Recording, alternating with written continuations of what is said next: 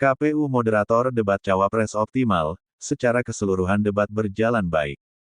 Komisi Pemilihan Umum (KPU) RI menyatakan moderator telah menjalankan tugasnya secara optimal.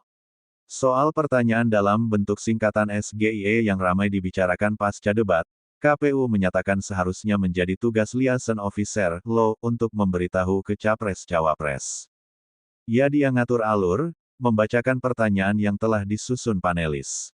Tetapi pola pembagian peran dari moderator untuk yang pelaksanaan debat kedua kemarin, kami nilai dianggap cukup optimal, ada yang membacakan pertanyaan, ada yang kemudian melakukan observasi terhadap forum, kata Komisioner KPU RI August Melas di kantor KPU, Menteng, Jakarta Pusat, Rabu, tanggal 27 Desember tahun 2023.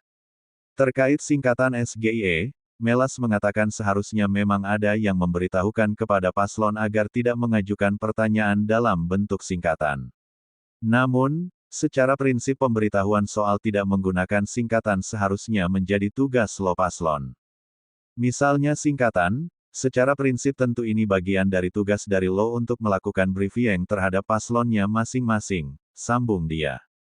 Melas mengatakan KPU pun meminta kepada tim panelis agar tidak membuat pertanyaan berupa singkatan. Dia menyebut pertanyaan yang diajukan harus mudah untuk dipahami. Sebagaimana juga kami di KPU melakukan briefing juga kepada tim panelis. Jadi kalau misalnya ada istilah atau singkatan itu biasanya tidak disingkat atau dipanjangkan, jelasnya. Soal pertanyaan singkatan di debat Cawapres itu akan menjadi bahan evaluasi bagi KPU. Melas menuturkan nantinya moderator akan diberi peran untuk meminta paslon yang bertanya menjelaskan maksud pertanyaannya. Nanti moderator juga akan bisa sampai arahnya perannya ambil peran ke sana tanpa mengurangi waktu atau alokasi waktu yang dimiliki oleh Capres atau Cawapres pada saat pelaksanaan debat berlangsung, kata Melas bicara kemungkinan perubahan aturan untuk debat ketiga.